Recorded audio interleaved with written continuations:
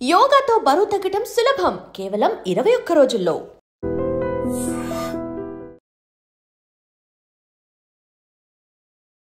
అందరికీ నమస్కారం. శ్రీ తిరుమల తిరుపతి దేవస్థానంలో మనం ఉన్నాము. తిరుమల తిరుపతి దేవస్థాన ప్రధాన అర్చకులు వేణుగోపాల దీక్షితులు గారితో మనం ఈరోజు ఉన్నాము. ఎంతో మంది ఎంతో ప్రాణప్రదంగా కొలిచే స్వామివారి గురించి కొన్ని ధర్మ సందేహాలు స్వామివారిని అడిగి తెలుసుకుందాము. నమస్కారం స్వామి. నమో వెంకటేశాయ. స్వామి, చాలామంది కూడా బాలాజీ అన్న, శ్రీ వెంకటేశ్వర స్వామి అన్న ఉపవాసాలు దీక్షలు చేస్తూ ఉంటారు. శనివారం వచ్చింది అంటే పూజ చేయకుండా ఏదైనా తీసుకునే వాళ్ళు కూడా ఉండరు. మన హైందవ మతంలో అంత సాంప్రదాయాలు ఉన్నాయి. అసలు మన స్వామి కొండ మీద ఎలా వెలిసారు, ఇక్కడికి ఎలా వచ్చారు, మా అందరికి తెలియజేయండి స్వామి. ఓం నమో వెంకటేశాయ. శ్రీ వెంకటాచలాధీశం శ్రీయధ్యాసిత వక్షసం శ్రీచచేతన మందారం శ్రీనివాసం అహం భజే. శ్రీ వైకుంఠ విరక్తాయ స్వామి పుష్కరిణీ తటే రమయ రమమానాయ వెంకటేశాయ మంగళం. శ్రీ వెంకటేశ్వర స్వామివారు కలియుగ ప్రత్యక్ష దైవంగా, కోట్లాది మంది భక్తుల కొంగు బంగారంగా స్వామివారు అనేక కోట్ల మంది భక్తులకు అనుగ్రహాన్ని ప్రసాదిస్తూ, వారందరూ స్వామివారి అనుగ్రహంతో వారి వారి కోరికలు నెరవేరి తిరిగి తిరిగి స్వామివారి దివ్యమంగళ స్వరూపాన్ని తిరుమల క్షేత్రంలో స్వామివారిని దర్శించుకొని పరమ పునీతులు అవుతూ ఉంటారు. స్వామివారు ఈ కలియుగాంత వరకు భక్తులను రక్షించడానికి భూలోకంలో అవతరించడానికి ముందు మునులు ఋషులందరూ కూడా స్వామివారి వైకుంఠానికి వెళ్ళి శ్రీ మహావిష్ణువును వేడుకుంటారు. స్వామి, కలియుగంలో ధర్మం 3 పాదాల్లో నడుస్తూ ఉంటుంది కాబట్టి కలియుగంలో భక్తులందరికీ రక్షణ కల్పించడానికి తమరు కలియుగాంతం వరకు అవతరించాలని చెప్పి కోరగా, మునులందరికీ స్వామివారు కలియుగంలో నేను అర్చావతార స్వరూపంగా ఆవిర్భవిస్తాను, అట్లా ఆవిర్భవించిన నన్ను ఆరాధించడానికి ప్రత్యేకమైన విధి విధానాలు ఏర్పాటు చేయవలసిందిగా మునులందరినీ కోరుతారు. వచ్చిన మునులు ఋషిపుంగవులందరూ కూడా తమరికి ఆరాధనా విధానాలు ఏర్పరచడం మా వల్ల కాదు, ఏదన్నా లోపాలు జరిగితే మాకు తీరని అపచారంగా మేము భావించాల్సి ఉంటుంది, అందువల్ల తమరే దీనికి ఒక ప్రత్యామ్నాయ మార్గాన్ని సూచించవలసిందిగా శ్రీ మహావిష్ణువుని కోరుకుంటారు.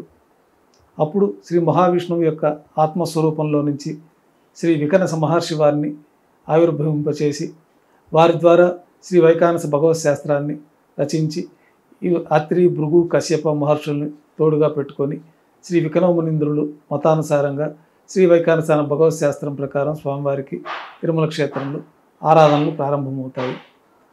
అర్చావతార స్వరూపంగా తిరుమలలో ఆవిర్భవించడానికి శ్రీ మహావిష్ణువు వైకుంఠం నుంచి శ్రీ వైకుంఠ విరక్తాయ స్వామి పుష్కరిణీ తటే రమయ రమమానాయ వెంకటేశాయ మంగళం అన్న శ్లోకాన్ని అనుసరించి స్వామివారు వైకుంఠంలో విరక్తి చెంది భక్తులందరినీ రక్షించడానికి కలియుగంలో తిరుమల క్షేత్రంలో ఆవిర్భవించడానికి ముందు తనకి నిత్య సేవకుడైనటువంటి నిత్య సూర్యుల్లో ఒకడైన గరుత్మంతుల వారికి తనకు ఆవాసం ఏర్పరచడానికి తగిన ఏర్పాటు చేయమని కోరగా, వైకుంఠంలోని శ్రీ మహావిష్ణువు యొక్క అత్యంత ప్రీతిపాత్రమైన క్రీడాద్రి పర్వతాలను తీసుకుని వచ్చి ఈ భూలోకంలో మనకి శ్రీ వరాహస్వామి వారి అనుమతితోటి ఇక్కడ ప్రతిష్ఠించడం జరుగుతుంది. ఆ యొక్క క్రీడాద్రి పర్వతాలే నేడు శ్రీ వెంకటాచల పర్వతాలు. ఆ క్రీడాద్రి పర్వతాలను గరుత్మంతుల వారు భూలోకంలో ప్రతిష్ఠించిన తర్వాత పద్మావతి పరిణయార్థమై శ్రీ వెంకటేశ్వర స్వామి వారు శ్రీ మహావిష్ణువు భూలోకంలోకి వచ్చి పద్మావతి అమ్మవారిని పరిణయం చేసుకున్న తర్వాత అర్చావతార శాలిగ్రామ శిలాస్వరూపంగా శ్రీ వెంకటేశ్వర స్వామి వారు తిరుమల క్షేత్రంలో శ్రీ వరాహస్వామి వారి అనుమతితోటి ఆవిర్భవిస్తారు. అందుకు ముందుగా శ్రీ వరాహస్వామి వారికి ఒక విన్నపం చేసుకుంటారు. కలియుగాంతం వరకు భక్తులను రక్షించడానికి తిరుమల క్షేత్రంలో నేను ఉంటాను, దానికి మీరు స్థలం ఇచ్చినందుకు ప్రతిఫలంగా ముందుగా మీకు ఆరాధనలు, ముందుగా మీకు నైవేద్యాలు, పూజలు, శ్రీ వరాహస్వామి పుష్కరిణిలో స్నానం ఆచరించడం, శ్రీ వరాహస్వామి వారిని దర్శించుకున్న తర్వాత నన్ను దర్శించుకున్నచో వారికి సంపూర్ణ వెంకటాచల దర్శన ఫలితం దక్కుతుందని చెప్పి తెలియజేయడం జరుగుతుంది. ఆ ఒడంబడికను అనుసరించి నేటికి కూడా శ్రీ వరాహస్వామి వారికే ముందుగా ఆరాధనలు, నైవేద్యాలు జరుగుతూ ఉంటాయి. కలియుగ ప్రత్యక్ష దైవంగా శ్రీ వెంకటేశ్వర స్వామి వారు స్వామి పుష్కరిణికి దక్షిణ నైరుతిలో వెలిసినట్లు ఆగమ శాస్త్రాలు, పురాణాల ద్వారా తెలుస్తుంది. ఈ కలియుగ ప్రారంభంలో భూమండలం కింద ఉన్నటువంటి శ్రీ వెంకటేశ్వర స్వామి వారిని అర్చించడానికి గోపీనాథ దీక్షితులు అనే మా వంశ మూలపురుషుడు శ్రీ వరాహస్వామి వారికి ఆరాధన చేసుకుంటూ ఉంటారు. వారికి స్వప్నంలో కనపడి స్వామివారి యొక్క వరాహస్వామి ఆలయానికి దక్షిణ నైరుతిలో నా యొక్క శిలాస్వరూపం అర్చావతార స్వరూపంగా ఉన్నది, దాన్ని తీసి మీరు ఆరాధించవలసిందిగా ఆజ్ఞాపిస్తారు. శ్రీ గోపీనాథ్ దీక్షితుల వారు ఆ యొక్క దక్షిణ నైరుతి భాగంలో చింత చెట్టు కింద ఉన్న పుట్టల కింద ఉన్నటువంటి శ్రీ వెంకటేశ్వర స్వామివారి అర్చావతార స్వరూపాన్ని పాలతో అభిషేకించి వెలికి తీసి శ్రీ వైకానస భగవత్ శాస్త్రం ప్రకారం స్వామివారిని ప్రతిష్ఠించి స్వామివారికి ఆవాసంగా అప్పట్లో ఒక చిన్న పందిరిలాగా ఏర్పాటు చేసుకొని స్వామివారిని ఆరాధించుకుంటూ వస్తూ ఉన్నారు. అట్లా కలియుగాంత వరకు భక్తులను రక్షించడానికి శ్రీ వెంకటేశ్వర స్వామివారిగా తిరుమల క్షేత్రంలో శ్రీవారు ఆవిర్భవించారన్నది మనకి పురాణాలు ఆగమ శాస్త్రాల ద్వారా తెలుస్తూ ఉంది.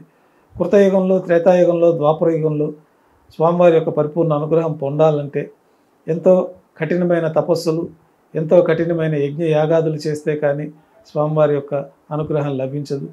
కలియుగంలో ఈ ధర్మం 3 పాదాల్లో ఉంటుంది కాబట్టి సులభంగా స్వామివారి నామ సంకీర్తనతోటి, స్వామివారి దర్శనంతో యజ్ఞయాగాదులు చేసిన ఫలితాలు కలుగుతాయన్నది మనకి పురాణాల ద్వారా తెలుస్తూ ఉన్నది.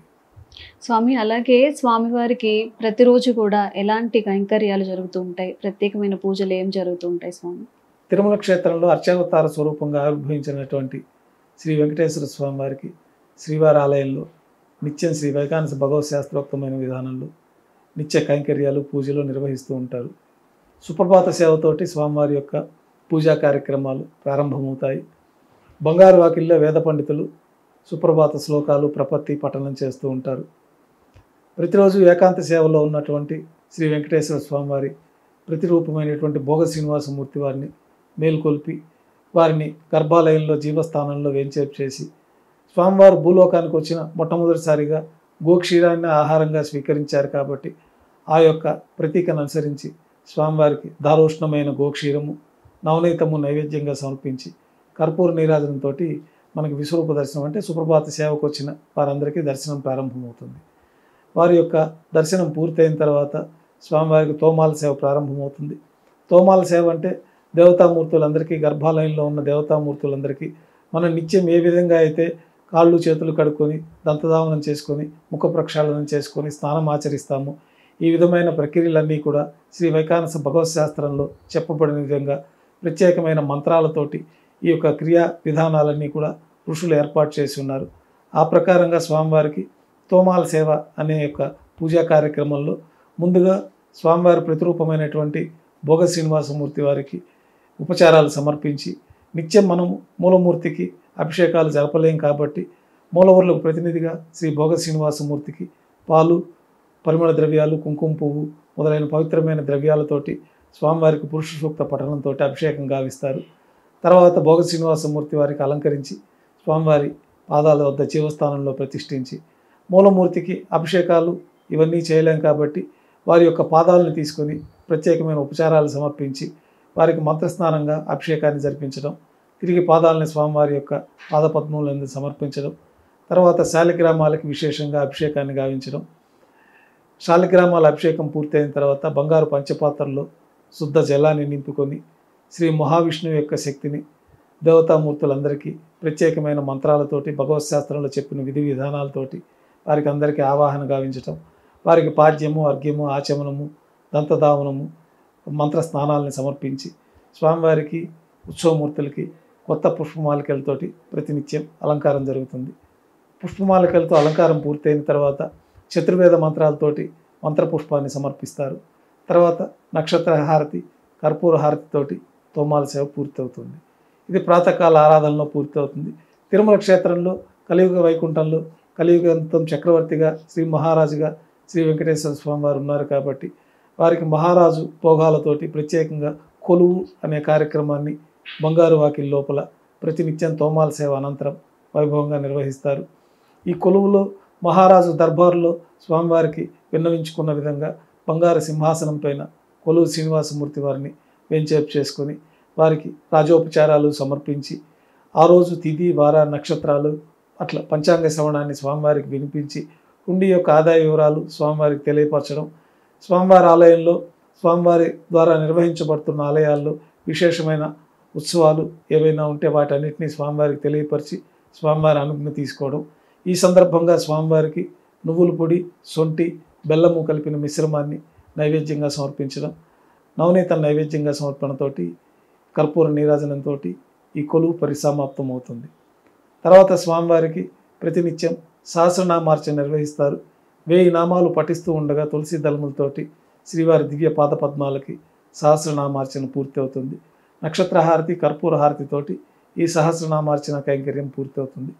తర్వాత ప్రాతకాల నైవేద్యాల్లో భాగంగా అన్నప్రసాదాలు, ప్రత్యేకమైన పన్యారాలు, లడ్డూ కూడా ప్రసాదాలను స్వామివారికి నైవేద్యంగా సమర్పించి తర్వాత భక్తులని సర్వదర్శనానికి అనుమతిస్తారు. ఈ విధంగా ప్రాతకాల సుప్రభాత సేవ నుంచి ఉదయం కైంకర్యాలన్నీ ఈ ప్రకారం అనునిత్యం స్వామివారికి అనాది కాలంగా మన పెద్దలు నిర్ణయించి శ్రీ వైకానస భగవత్ శాస్త్రం ప్రకారం శ్రీ వికనో మునీంద్ర వారు నిర్ణయించిన ప్రకారం స్వామివారికి ఈ ఆరాధనలన్నీ పూర్తి అవుతాయి. భక్తుల సర్వదర్శనం అనంతరం మాధ్యాహ్నిక ఆరాధన కార్యక్రమాల్లో భాగంగా బంగారు పంచపాత్రలను శుద్ధి చేసుకుని స్వామివారికి ఉత్సవమూర్తులకి ఉపచారాలు సమర్పించి ప్రత్యేకంగా స్వామివారి యొక్క తులసి దళములతోటి అష్టోత్తర శతనామావళితోటి అర్చన గావించి మాధ్యాహ్నిక నివేదనలు ఆరగింపు చేయబడతాయి. తర్వాత తిరిగి మళ్ళా భక్తుల్ని యథావిధిగా సర్వదర్శనానికి అనుమతిస్తారు. ఉత్సవమూర్తులు ఆ యొక్క కామ్యోత్సవాల కోసమై, భక్తుల యొక్క సేవల కోసమై ఉత్సవమూర్తులు 2వ గంట పూర్తయిన తర్వాత బంగారు తిరిచిపైన వేంచేస్తారు. మేళతాళాలతో ఊరేగింపుగా విమాన ప్రదక్షిణంగా కళ్యాణ మండపానికి చేరుకుంటారు. ప్రతినిత్యం స్వామివారికి నిత్య కళ్యాణం పచ్చతోరణంలాగా స్వామివారికి అనునిత్యం లక్షలాది మంది భక్తులు కళ్యాణోత్సవాన్ని జరిపించుకొని వారి యొక్క కోరికలు, కొత్త దంపతులు, కళ్యాణం కావలసిన వారు, ఇతర కామ్యాలు ఉన్న వారంతా కూడా స్వామివారి కళ్యాణోత్సవ సేవలో పాల్గొని స్వామివారి అనుగ్రహాన్ని పొంది స్వామివారి యొక్క పరిపూర్ణ అనుగ్రహాన్ని ప్రసాదిస్తారు. ఈ కళ్యాణోత్సవం చేసుకున్న వారికి కళ్యాణోత్సవం జరుగుతుంది. కళ్యాణోత్సవం పూర్తయిన తర్వాత ఊంజల్ సేవ అనే ఊంజల్లో సేవ కార్యక్రమాన్ని అద్దాల మండపంలో వైభవంగా నిర్వహిస్తారు. తర్వాత ఆర్జిత బ్రహ్మోత్సవాన్ని నిర్వహిస్తారు. ఆర్జిత బ్రహ్మోత్సవం తర్వాత సాయంకాలం సహస్ర దీపాలంకరణ సేవ, ప్రతినిత్యం 1000 దీపాలతో అలంకరించబడి ఉన్న సహస్ర దీపాలంకరణ సేవ మండపానికి ఉభయ దేవేరులతో శ్రీ మలయప్ప స్వామివారు వేంచేస్తారు. వేదం, గానం, నాదం నడుమ వైభవంగా సహస్ర దీపాలంకరణ సేవ జరుపుకుంటారు. నక్షత్ర నీరాజనము, కర్పూర నీరాజనంతో దీపాలంకరణ సేవ పూర్తి అవుతుంది. సాయంకాలం తిరువీధి ఉత్సవంలో భక్తులను అనుగ్రహించి తిరిగి ఆలయానికి చేరుకుంటారు. ఆలయంలో నివేద్యం పూర్తయిన తర్వాత గర్భాలయంలోకి శ్రీ మలయప్ప స్వామివారు ఉత్సవమూర్తులు వేంచేస్తారు. సాయంకాలం కైంకర్యాలు ప్రారంభమవుతాయి. ఉదయం మనం సమర్పించిన స్వామివారికి పుష్పమాలికలన్నీ కూడా నిర్మాల్యంగా తీసివేసి గర్భాలయాన్ని పరిపూర్ణంగా శుద్ధి చేసుకొని బంగారు పంచపాత్రలో శుద్ధ జలాన్ని నింపుకొని సాయంకాలం కైంకర్యాల్లో భాగంగా మూలమూర్తికి, ఉత్సవమూర్తులకి ఉపచారాలు సమర్పించి కొత్త పుష్పమాలికల స్వామివారికి అలంకరించి ఉత్సవమూర్తులకి కొత్త పుష్పమాలికల సమర్పణ, నక్షత్ర నీరాజనం, కర్పూర నీరాజనంతో సాయంకాలం తోమాల సేవ పూర్తి అవుతుంది. అష్టోత్తర శతనామావళితో అర్చన జరుగుతుంది. రాత్రి నైవేద్యంలో భాగంగా అన్నప్రసాదాలు, పన్యారాలతో పాటు దోశ కూడా స్వామివారికి నైవేద్యంగా సమర్పిస్తారు. తిరువీస నైవేద్యమైన అర్ధరాత్రి నైవేద్యం కూడా స్వామివారికి సమర్పించిన తర్వాత భక్తులని సర్వదర్శనానికి అనుమతిస్తారు. కొద్ది విరామం తర్వాత స్వామివారికి చివరి పూజ అయినటువంటి ఏకాంత సేవ కోసమై ఏర్పాట్లు చేసుకోవడం జరుగుతుంది.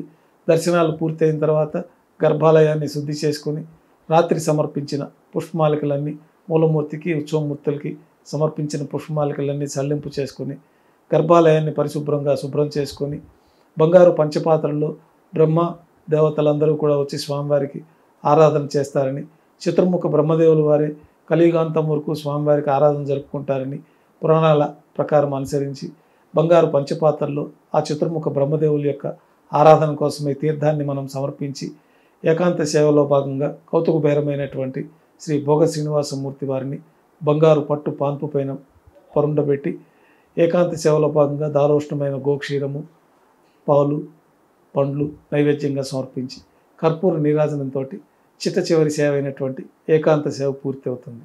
ఈ విధంగా స్వామివారికి ఉదయం నుంచి రాత్రి వరకు షట్కాల అర్చనలు శ్రీ వైకానస భగవత్ శాస్త్రంలో చెప్పబడిన విధంగా అనునిత్యం కైంకర్యాలు నిర్వహించబడుతూ ఉంటాయి. స్వామి, మీరు చెప్తుంటే కళ్ళకు కట్టినట్టుగా ఉంది. అసలు ఏమి తెలియని భక్తులకి కూడా ఉదయం నుంచి సాయంత్రం వరకు సుప్రభాత సేవ నుంచి ఏకాంత సేవ వరకు కూడా చక్కగా కళ్ళకు కట్టినట్టుగా వివరించారు. అలాగే తిరుమల తిరుపతి దేవస్థానం అంటే అందరికీ కూడా లడ్డు మాత్రమే గుర్తొస్తుంది స్వామి. మరి స్వామివారికి ఎలాంటి నైవేద్యాలు సమర్పిస్తూ ఉంటారు? స్వామివారి ఇష్టంగా తినే నైవేద్యాలు అంటే ప్రత్యేకంగా ఏమైనా ఉన్నాయా? ప్రతినిత్యం స్వామివారికి అనేక ప్రసాదాలు నైవేద్యం జరుగుతూ ఉంటాయి. కొన్ని విశేషమైన వారో పర్వదినాల్లో విశేష ప్రసాదాలు కూడా స్వామివారికి ఆరగింపు జరుగుతూ ఉంటుంది. స్వామివారికి అత్యంత ప్రీతిపాత్రమైంది గోక్షీరము, నవనీతము. తర్వాత స్వామివారు భూలోకంలో అవతరించినప్పుడు ఒకళమాతాదేవి స్వామివారికి స్వయంగా వడ్డన చేసినటువంటి మాతృప్రసాదమైన చెప్పబడే మాత్ర అనే ప్రసాదాన్ని కూడా స్వామివారికి అత్యంత ప్రీతిపాత్రంగా ఆరగింపు చేస్తారు. ఈ మాతృప్రసాదము అన్నంలో పాలును వేసి చేమిరి వేసేసిన తర్వాత ఉదయాన్నే అది పెరుగన్నం అయిపోతుంది. ఆ యొక్క ప్రత్యేకమైన పెరుగన్నం ప్రసాదాన్ని మాతృప్రసాదంగా మొట్టమొదటి ప్రసాదంగా స్వామివారికి అనునిత్య నివేద్యం జరుగుతుంది. అది గర్భాలయం లోపలే ఈ యొక్క ప్రసాదాన్ని ఉంచడం జరుగుతుంది. తర్వాత లడ్డూ కూడా గర్భాలయంలో ఉంచడం జరుగుతుంది. స్వామివారు కళ్యాణం కోసమే భూలోకానికి ఇచ్చేశారు కాబట్టి ఆ కళ్యాణంలో విశేషమైన ప్రసాదం లడ్డూగా స్వామివారికి భక్తులందరికీ ప్రీతిపాత్రంగా ఉండడం కోసం ఈ ప్రసాదాన్ని ఏర్పాటు చేశారు. గతంలో ఈ లడ్డూ స్థానంలో బూందీ ఇచ్చేవారు. తర్వాత క్రమేపీ స్వామివారికి నిత్య కళ్యాణాలు ప్రారంభమైన తర్వాత ప్రత్యేకంగా ఈ యొక్క లడ్డు వడా ప్రసాదాన్ని కూడా మనం తిరుమల తిరుపతి దేవస్థానంలో ప్రవేశపెట్టడం జరిగింది. ఆ లడ్డు వడా ప్రసాదం కూడా గర్భాలయంలో స్వామివారికి ఉంచుతారు. గర్భాలయం కులశేఖరపడి బయట పొంగలి, మాత్ర, దద్దోజనము, పులిహోర, కదంబము ఇత్యాది ప్రసాదాలన్నీ కూడా స్వామివారికి నైవేద్యంగా సమర్పిస్తారు. మాధ్యాహ్నిక నైవేద్యంలో స్వామివారికి ప్రత్యేకంగా సీరా ప్రసాదాన్ని కూడా నైవేద్యంగా సమర్పిస్తూ ఉంటారు. ఇక రాత్రి నైవేద్యాలలో భాగంగా స్వామివారికి దోశ అనే ప్రసాదాన్ని కూడా స్వామివారికి ఇతర అన్న ప్రసాదాలతో పాటు ఆ ప్రసాదాన్ని కూడా నైవేద్యంగా సమర్పిస్తారు. గురువారం నాడు స్వామివారికి విశేషంగా అన్నకూటోత్సవాన్ని తిరుమల క్షేత్రంలో శ్రీ వైకానస భగవత్ శాస్త్రం ప్రకారం వైభవంగా నిర్వహించడం జరుగుతుంది. ఈ అన్నకూటోత్సవంలో భాగంగా బంగారు వాకిల్లో గరుడాల్వారికి ముందుగా వెండి పీఠం పైన సుమారు 450 కిలోల పరిమాణంలో తింత్రిణీ రసాన్నం అంటే పులిహోరని రాశిగా పోసి దాన్ని 8 దిక్కుల శిఖరములుగా ఏర్పాటు చేసి పుష్పాలతోటి, కొబ్బరి చిప్పలతోటి, నారికేల అర్థఫలములు చేర్చ ఆ యొక్క అన్నకూటాన్నంతా కూడా అలంకరణ గావించి స్వామివారికి సమర్పించబడి ఉన్న తిరువాభరణాలన్నీ కూడా శుక్రవారం అభిషేకం ఏర్పాట్లో భాగంగా మూలమూర్తికి అనునిత్యం సదా సమర్పణలో ఉన్నటువంటి కిరీటము, కర్ణపత్రాలు, శంకుచక్రాలు, కటిహస్తము, వరదహస్తము, ఇతర శాలిగ్రామ హారాలు, తులసి పత్రహారము, అష్టోత్తర హారము, సహస్రనామ మాలలు, ఆభరణాలన్నీ కూడా సళ్ళింపు చేసి శ్రీవారి యొక్క తిరునామాన్ని నేత్రములు కనిపించే విధంగా అర్ధభాగాన్ని తొలగించి నేత్ర దర్శనంగా అలంకరించి ఆ నేత్ర దర్శనంలో ప్రారంభంలోనే ఈ అన్నకూటాన్ని స్వామి దర్శించుకున్న విధంగా స్వామివారికి ఎదురుగా ఈ అన్నరాశి అన్నకూటాన్ని ఏర్పాటు చేసి ప్రత్యేకంగా స్వామివారికి అన్నకూటోత్సవంగా నైవేద్యంగా సమర్పిస్తారు. ఈ 2వ గంట నైవేద్యంలో భాగంగా ఈ అన్నకూటంతో తింత్రిణీ రసాన్నంతో పాటు స్వామివారికి జిలేబీ, మురుకు, లడ్డు, వడ, ఇతర ప్రసాదాలు కూడా నైవేద్యంగా సమర్పించి నైవేద్యం పూర్తయిన తర్వాత అన్నకూటం చుట్టూ ఏర్పాటు చేసిన త్వరను తొలగించి తిరుప్పావడి సేవలో భాగంగా వేద పండితులు బంగారు బాకిల్లో శ్రీనివాస గద్య పఠనం చేస్తారు. ఈ గద్య పఠనం పూర్తయిన తర్వాత బంగారు బాకిల నుంచి మూలమూర్తికి కర్పూర నీరాజనము, అట్లాగే అన్నరాశికి కర్పూర నీరాజన సమర్పణతోటి ఈ తిరుప్పావడి సేవ పూర్తవుతుంది. ఈరోజు సాయంత్రం వరకు స్వామివారిని భక్తులు నేత్ర దర్శనం అలంకారంలో దర్శించుకుంటారు. స్వామివారి ఆభరణాలు ఏమీ లేకుండా దోవతి, ఉత్తరీయము, స్వామివారి తిరునామాల్లో స్వామివారి నేత్రములు కనిపించే విధంగా ముఖమండలంలో ఈ తిరునామాన్ని కూడా మనం దర్శించుకోవచ్చు. గురువారం సాయంత్రం స్వామివారికి విశేషంగా పూలంగి సేవను నిర్వహిస్తారు. ఈ పూలంగి సేవలో భాగంగా స్వామివారికి ఉపచారాలన్నీ సమర్పించి కొత్త పుష్పమాలికలన్నీ తీసుకుని వచ్చి స్వామివారి దివ్యమంగళ స్వరూపం అంతా పూర్తిగా కవర్ అయ్యే విధంగా స్వామివారికి పుష్పమాలికలతోటి అలంకారం జరుగుతుంది. ఈ పూలంగి సేవలో భాగంగా స్వామివారికి అన్నప్రసాదాలు, పన్యారాలు, దోశ నైవేద్యంగా సమర్పించిన తర్వాత భక్తులని గురువారం రోజు సాయంత్రం భక్తులందరూ కూడా స్వామివారిని పూలంగి దర్శనం అలంకారంలో దర్శించుకుంటారు. తిరిగి రాత్రి ఏకాంత సేవతోటి ఈ పుష్పమాలికలన్నీ సళ్ళింపు చేయడం జరుగుతుంది. గురువారం రోజు స్వామివారికి ఈ విధంగా విశేషమైన ఆరాధనలు, విశేషమైన అలంకారాలతో స్వామిని దర్శించుకోవచ్చు. స్వామి, అలాగే స్వామివారి ఆభరణాలు కూడా శ్రీకృష్ణదేవరాయలు గారు చేయించారని చెప్పి అప్పటి నుంచి కూడా నాకు ఇది కావాలి అని స్వామివారు అడిగి మరీ చేయించుకున్నారు అనేది ఒక కథ ద్వారా మేము తెలుసుకున్నాము. అసలు స్వామివారికి ఎలాంటి ఆభరణాలు అంటే ఈరోజు ఈ అలంకరణ, ఇలాంటి అలంకరణలు, అలాగే భక్తులు సమర్పించాలంటే స్వామివారికి ఇష్టమైన ఆభరణాలు ఏంటి స్వామి? శ్రీ మహావిష్ణువు అలంకార ప్రియుడు. స్వామివారి సాక్షాత్తు వైకుంఠం నుంచి కలియుగాంతం వరకు భక్తులను రక్షించడానికి తిరుమల క్షేత్రంలో ఆవిర్భవించారు. అట్లా ఆవిర్భవించిన అర్చావతార స్వరూపానికి మనం గతంలో చెప్పుకున్న విధంగా గోపీనాథ్ దీక్షితులనే మా మూల పురుషుడు స్వామివారికి ఆచ్ఛాదనగా తిరుమలలో ఒక పందిరి వేసి స్వామివారికి ఆరాధన చేసుకుంటూ వస్తూ ఉన్నారు.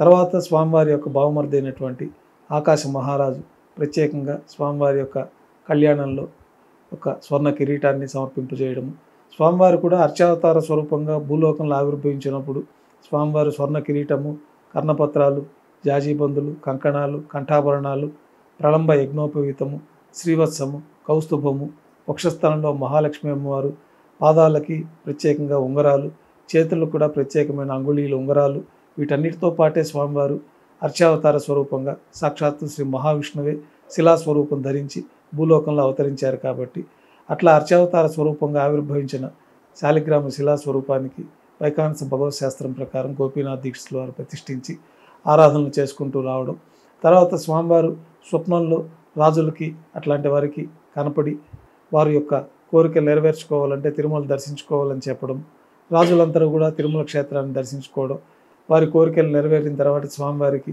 అంచెల వారీగా ముందు 2-3 శతాబ్దాల్లో గర్భాలయాన్ని నిర్మించడం జరిగింది. తర్వాత విమాన ప్రదక్షిణాన్ని 6-7 శతాబ్దాల్లో విమాన ప్రదక్షిణం పక్కన ఉన్న సంపంగి ప్రాకారం, తర్వాత రంగమండపం 13వ శతాబ్దంలో 14వ శతాబ్దాల్లో ఈ యొక్క అంచెల వారీగా దేవాలయం అభివృద్ధి చేయడం జరిగింది.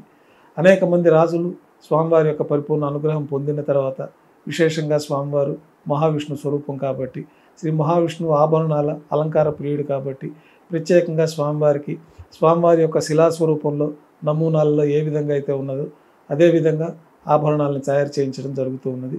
అనేక మంది రాజులు, అనేక మంది భక్తులు కూడా అనేక రకాలుగా స్వామివారికి అన్నిత్యం ఆభరణాలు నేటికి సమర్పిస్తూనే ఉన్నారు. నేటికి కూడా అనేక మంది భక్తులు స్వామివారికి విశేషంగా స్వామివారి కటిహస్తము, వరదహస్తము, శంకుచక్రాలు, స్వర్ణ కిరీటము, రత్న కిరీటాలు, ఇతర ఉత్సవమూర్తులకు ప్రత్యేకమైన రత్నాలతో కిరీటాలు, వివిధ ఆకృతుల్లో వివిధ కిరీటాలను సమర్పించడం, ఉత్సవమూర్తులు కూడా వివిధ రకాలైన ఆభరణాలు, హారములు సమర్పించడం జరుగుతూ ఉన్నది. స్వామివారికి అనేక రకాలైన ఆభరణాలు, మూలమూర్తి కూడా అనేక రకాలైన ఆభరణాలు ఉన్నాయి.